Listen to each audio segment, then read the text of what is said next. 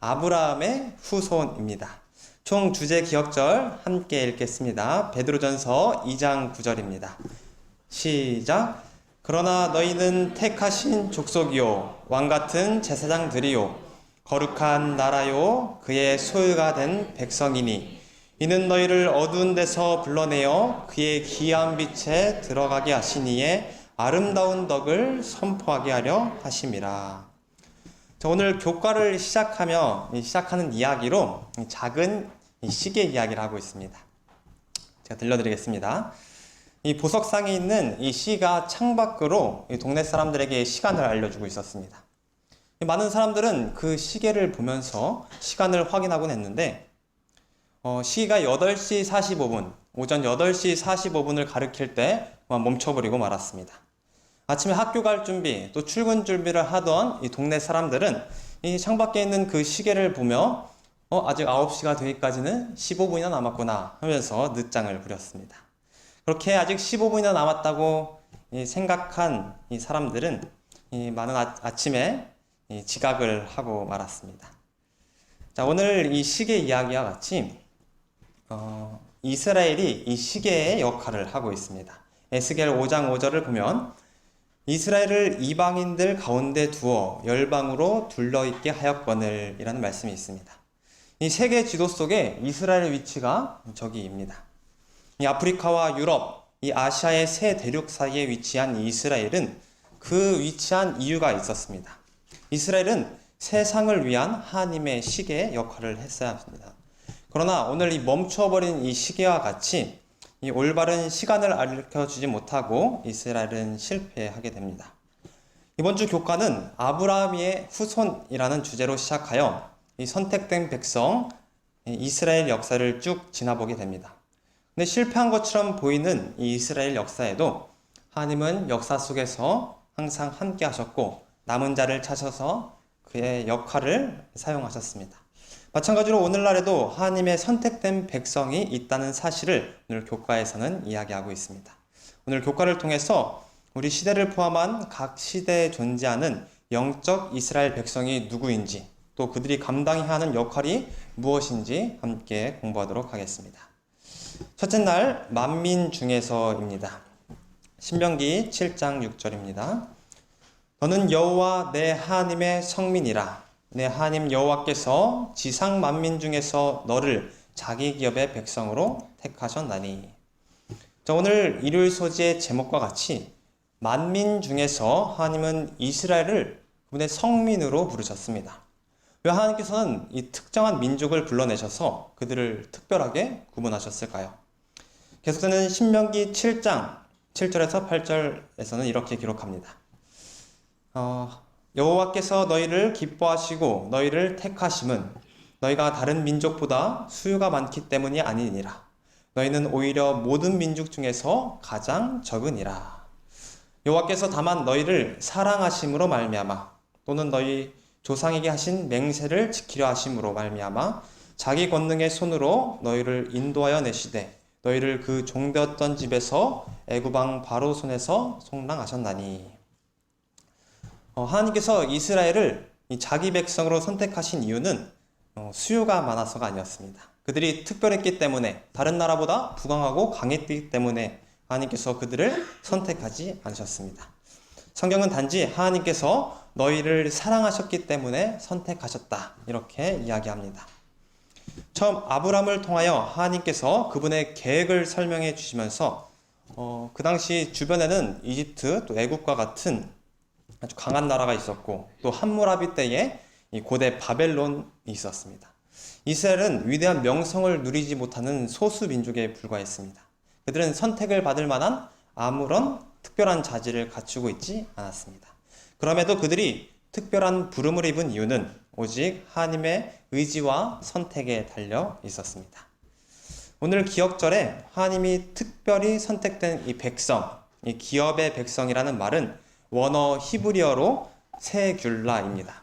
이 뜻은 값진 재산, 특별한 보물이라는 그런 뜻을 가지고 있습니다.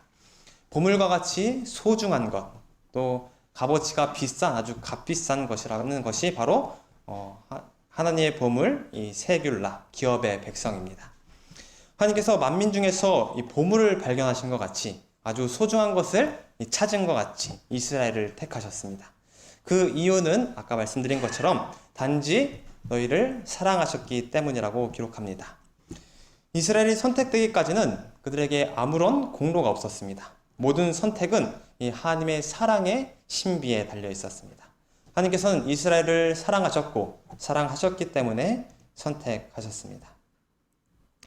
자, 그렇다면 하나님이 이렇게 사랑하셔서 이 만민 중에서 택하신 이 이스라엘에게 하나님은 어떠한 목적이 있으셨을까요? 출애굽기 19장 5절에서 6절 말씀입니다. 세계가 다 내게 속하였나니 너희가 내 말을 잘 듣고 내 언약을 지키며 너희는 열국 중에서 내 소유가 되겠고 너희가 내게 대하여 제사장 나라가 되게 하며 거룩한 백성이 되리라. 시내산에서 모세에게 주신 이 말씀입니다. 이 말씀은 저희가 오늘 처음에 읽었던 이 주제, 이 성경절과도 같은 이어지는 말씀입니다. 베드로전서 2장 9절 제가 다시 한번 읽겠습니다. 그러나 너희는 택하신 족속이요 왕같은 제사장들이요 거룩한 나라요 그의 소유가 된 백성이니 이는 너희를 어두운 데서 불러내어 그의 기이한 빛에 들어가게 하신 이의 아름다운 덕을 선포하게 하려 하심이라. 베드로가 시내산에서 이스라엘에게 주어졌던 이 말씀을 똑같이 인용하여 저에게 하는 말씀이 있습니다. 그것은 오늘날 교회에게 이 똑같은 임무가 주어졌다는 사실입니다. 우리에게도 하나님의 아름다운 덕을 이 온 세상에 전폐해야 할 그런 의무가 있다는 말씀입니다. 우리는 택하신 족속입니다. 두 번째, 왕같은 제사장입니다. 세 번째, 거룩한 나라입니다. 마지막으로 우리는 하나님의 소유된 백성입니다. 이것이 우리의 정체성이며 하나님의 백성으로 감당해야 할 우리의 의무입니다. 오늘날 우리는 하나님의 선택된 백성으로 부르심을 받았습니다. 그래서 우리에겐 이 주어진 사명이 있습니다. 바로 우리를 통하여 하나님의 사랑이 우리 가족에게 또 이웃에게 우리 나라에 전해지기를 간절히 바랍니다. 월요일 소지로 넘어가겠습니다. 월요일 소지는 땅을 주시리라는 약속입니다. 기억절 창세기 35장 1절 말씀입니다.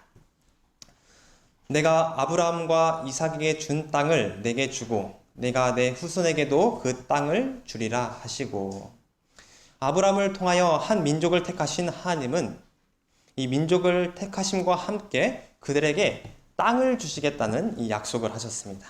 그 약속은 처음 아브라함에게 주어졌으며 그 후에 이삭 또 야곱에게도 반복이 됩니다. 여기 몇 가지 성경절을 제가 보겠습니다. 요셉에게 보겠습니다. 나는 죽을 것이나 하나님의 당신들을 돌보시고 당신들을 이 땅에서 인도하여 내사 아브라함과 이삭과 야곱에게 맹세하신 땅에 이르리라 하시리라.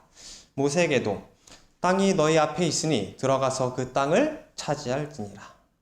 여호수아에게도 내가 모세에게 말한 바와 같이 너희 발바닥으로 밟는 땅을 모두 내가 너희에게 주었노니. 이 아브라함에게 땅을 주시겠다는 이 약속은 출애굽이 그 약속의 성취의 시작이 되었습니다. 그 약속은 주어진 지 무려 400년 만에 시작된 그런 약속이었습니다. 아브라함 때부터 이 유목 생활로 이리저리 돌아다니다가 이 요셉 이후로 애굽에서는 400년 가까이 종살이를 하게 되고 또 가나안 땅에 들어가기까지 이 40년이나 넘게 정착하지 못하고 계속해서 돌아다녔으니 이스라엘 백성은 이 땅에 대한 소망과 그 가나안 땅에 들어가는 그 기대가 아마 엄청 컸을 거라고 상상이 됩니다. 이제 방랑자의 삶을 떠나서 드디어 고대하던 이 가나안 땅에 들어가게 되었으니 그들은 참 기뻤을 것입니다. 여기 가나안 땅을 앞에 두고 있지만 그 땅을 소유하기 위해서는 몇 가지 조건이 있었습니다. 이 조건은 이 하나님과의 처음 약속 안에 이미 일부로 주어졌고 백성들이 수행해야 할 몫으로 주어졌습니다. 만약 그 계약 조건을 어기게 된다면 하나님께서 약속하신 이 땅에 들어가지 못하게 될 것입니다. 신명기 28장 1절과 15절에 그 조건 두 가지가 나와 있습니다. 첫 번째 조건 1절 내용입니다. 내가 내 하나님 여호와의 말씀을 삼가 듣고 내가 오늘날 내게 명하는 그 모든 명령을 지켜 행하면 내 하나님 여호와께서 너를 세계 모든 민족 위에 뛰어나게 하실 것이라. 조건 2는 내가 만일 내 하나님 여호와의 말씀에 순종하지 아니하며 내가 오늘날 내게 명하는 그 모든 명령과 규례를 지켜 행하지 아니하면 이 모든 저주가 내게 임하고 내게 미칠 것이니. 이 약속의 성취가 온전히 이루어지기 위해서는 이스라엘 그 백성들의 편에서도 수행해야 할 몫이 있었습니다. 그것은 하나님께로부터 온전한 순종이었습니다. 이스라엘이 온전히 하나님께 순종할 때 그 약속의 땅을 차지할 수 있게 됩니다. 우리에게도 하나님께서 약속하신 땅이 있습니다. 다니엘 7장 18절입니다. 지극히 높으신 자의 성도들이 나라를 얻으리니 그 누림이 영원하고 영원하고 영원하리로다.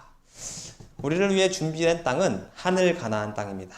그 땅에 꼭 가고 싶으시죠? 아멘. 저도 꼭 가고 싶습니다. 나를 위해 예비한 그 나라에 꼭 함께 가길 소망합니다. 다음 화요일 소지로 넘어가겠습니다. 화요일 소지의 제목은 이스라엘과 언약입니다. 예레미야 11장 8절 말씀입니다. 그들이 순종하지 아니하며 귀를 기울이지도 아니하고 각각 그 악한 마음에 완악한 대로 행하였으므로 내가 그들에게 행하라 명령하였어도 그들이 행하지 아니한 이 언약의 모든 규정대로 그들에게 이루게 하였느니라 하라. 가나안 땅을 기업으로 받은 이스라엘 백성들이 해야 할 것은 무엇이었습니까? 네, 아까 본 대로 이스라엘 백성들은 하나님의 축복의 통로가 되어서 그분의 덕을 그 주변 이방 나라들에게 선포함에 있었습니다. 이 아름다운 덕은 하나님의 품성을 가리키고 하나님의 거룩한 성호를 뜻합니다. 이스라엘은 열국에게 축복의 도구가 될 수 있었습니다. 하지만 그들은 그렇게 행하지 않았습니다. 이스라엘은 매 순간이 반역의 역사였습니다. 매주 화요일 이 담임 목사님을 통해서 연구하고 있는 이 사사기는 이스라엘의 불행한 역사를 패턴을 아주 명확하게 보여주고 있습니다. 평화로울 때 그들은 하나님을 잊고 반역합니다. 그러면은 이 주변 나라에 의해 심판을 받게 됩니다. 하나님의 되돌아오라는 그런 경고를 받게 되죠. 또 회개하고 순종합니다. 그렇다면 다시 하나님을 찾고 하나님께서는 그들에게 다시 선지자를 보내주시고 사사를 보내주셔서 그들에게 평화를 되찾아 주십니다. 그렇게 평화가 오게 되면 이스라엘 백성들은 또다시 반역하고 또 하나님의 심판이 오고 또 회개하고 이런 사이클이 계속 반복됩니다. 이 언약의 모든 규정대로 이루게 하겠다. 순종하지 아니하면 그들이 이 말씀에 행하지 아니하면 이 언약의 모든 규정대로 이루게 하겠다. 이 말씀의 뜻은 무엇일까요? 우리는 때때로 이 언약을 간소하게 이해하는 경우가 있습니다. 하지만 엄숙하고 신성한 이 하나님의 언약 관계에 불순종했을 때는 필연적으로 파멸이 올 수밖에 없다는 사실입니다. 그 예를 교과 측에서는 이 노아의 이야기를 예로 들고 있습니다. 하나님께서 노아와 이 언약을 맺으셨습니다. 세상이 물로써 멸망하게 될 터이니 방주를 만들어 그곳에 들어가게 되면 살 수 있을 거라는 약속을 주셨습니다. 노아는 이 세상을 구원하려는 이 막중한 임무를 맡았습니다. 그 임무 안에는 자신의 목숨까지 포함되어 있었습니다. 만약 노아가 근사하게 방주를 만들어 놓고 그 방주에 자신이 타지 않았다면 살 수 있었을까요? 노아도 죽을 수밖에 없었을 것입니다. 하나님의 언약은 엄숙하고도 견실합니다. 그 언약에 순종할 때는 놀라운 축복이 약속되어 있지만 반대로 이 불순종은 비극이라는 사실 또한 저희가 기억해야 된다는 것을 알려주고 있습니다.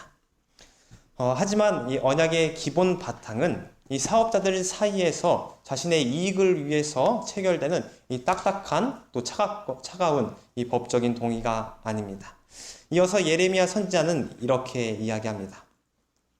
이스라엘 족속아 마치 아내가 남편을 속이고 떠나감 같이 너희가 확실히 나를 속였느니라. 여호와의 말씀이니라. 하나님과 맺은 언약은 이렇게 냉랭한 계약적인 관계가 아니라 사랑하는 남자와 여자가 맺은 이 결혼 언약과 같이 사랑의 관계로 맺어진 언약임을 이야기합니다. 전영택 작가라는 이 사람이 운명이라는 책에서 가장 가혹한 상처는 이 사랑의 배신이 남긴 상처이다 라는 말을 남겼습니다. 넘어지고 베어서 이 상처난 이것보다 이 마음에 남은 사랑의 상처가 오래가고 아물지 않는다는 진짜 상처라는 말이었습니다. 사랑하는 사람에게 받은 상처는 오래갑니다. 하나님께서도 이 사랑하는 이 이스라엘 백성에게 배반당하신 이유, 그 아픔을 지금 이렇게 얘기하고 계신 것입니다. 우리는 하나님과 관계에 대해서 질문해 보아야 합니다. 말로만 믿는다고 하며 형식적인 신앙을 하고 있지 않는가? 저희는 되돌아보게 됩니다. 자녀를 사랑하는 이 부모의 마음과 같이, 또 서로 사랑하는 남편과 아내와 관계와 같이 사랑 아니면 이루어질 수 없는 이 언약 관계를 새롭게 하는 저와 성도님들 되시기 바랍니다.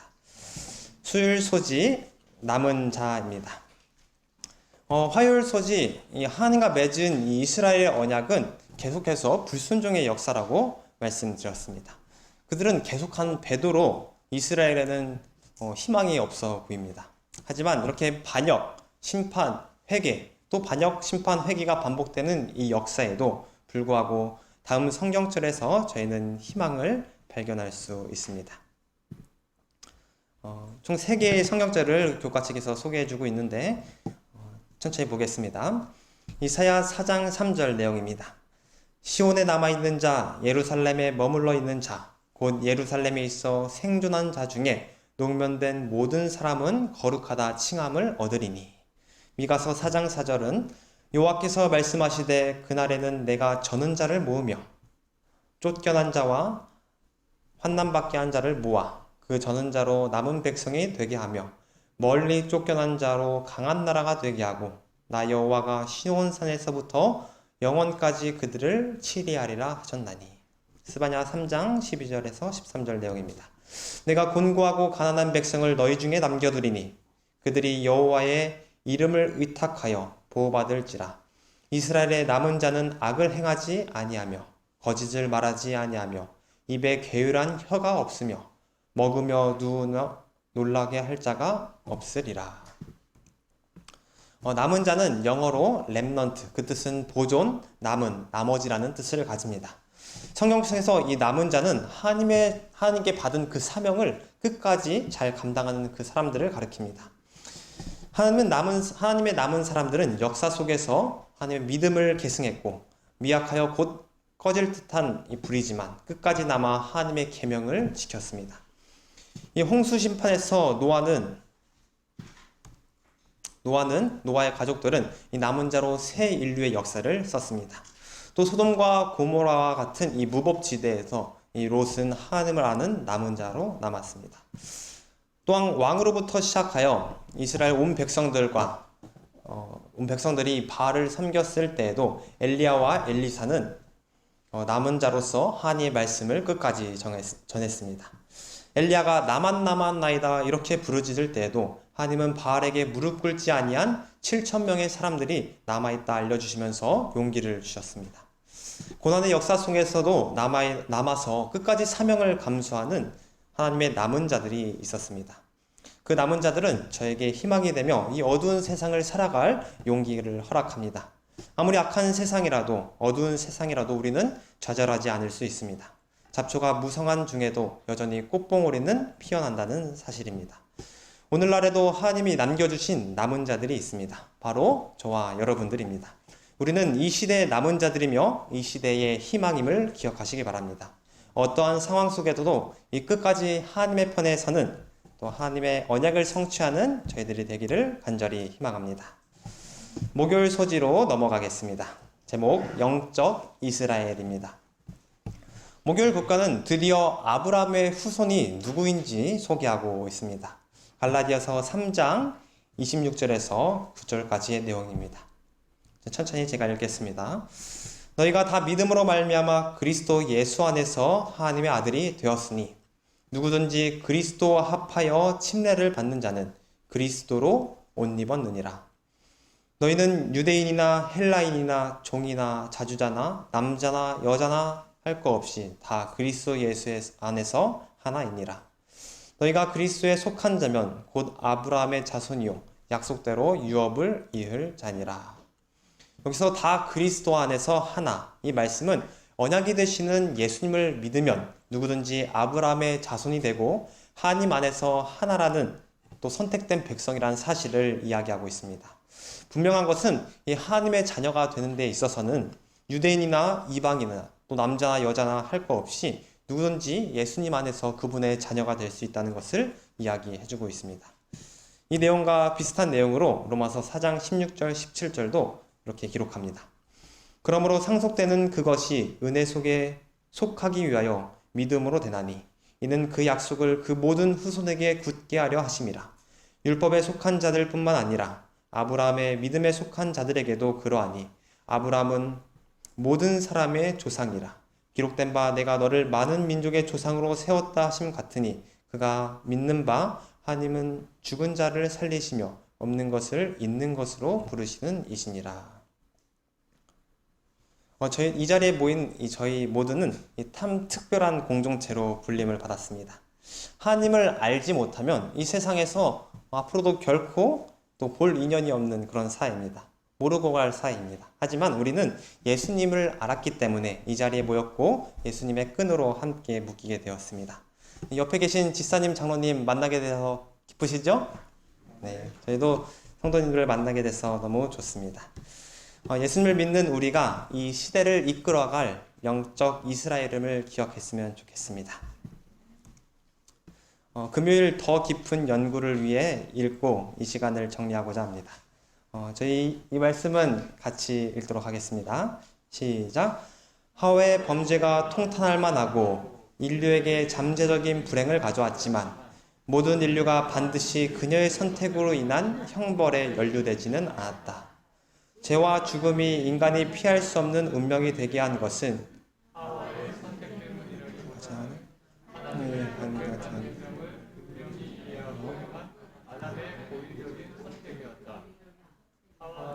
힘을 받았으나 힘을 받았지 않았다.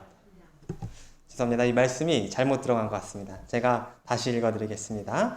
선지자왕 369페이지에 있는 말씀입니다. 국적이나 인종이나 계급에 의한 차별을 하나님께서는 인정하지 않으신다. 하나님께서 온 인류의 창조주가 되신다. 모든 사람은 창조에 의하여 한 가족이 되었고 구속을 통하여 하나가 되었다. 그리스도께서는 모든 분리의 장벽을 헐어버리시고 성전 마당의 모든 칸막이를 열어 젖혀서 모든 영혼으로 하여금 자유로이 하나님께 나아갈 수 있게 하기 위하여 이 땅에 오셨다. 그리스도 안에서는 유대인이나 헬라인이나 종이나 자유자나 차별이 없다. 아멘. 자랑할 것 없는 이 이스라엘을 선택하신 이 하나님께서 부족하고 결점 많은 우리를 똑같이 선택해 주셨습니다. 그 선택으로 우리는 하늘 가나안의 땅을 약속의 후사로 받을 수 있게 되었습니다. 그 은혜에 감사로 보답할 수 있는 방법은 하나님이 주신 이 사명을 끝까지 감당하는 것입니다. 영적 이스라엘인 저희 모두가 우리 삶 속에서 하나님 맡겨주신 이 남은 자의 사명을 성취하시는 이 홍성 하늘 가족이 되시길 바라면서 오늘 룻과 아브라함의 후손 이야기를 마치겠습니다.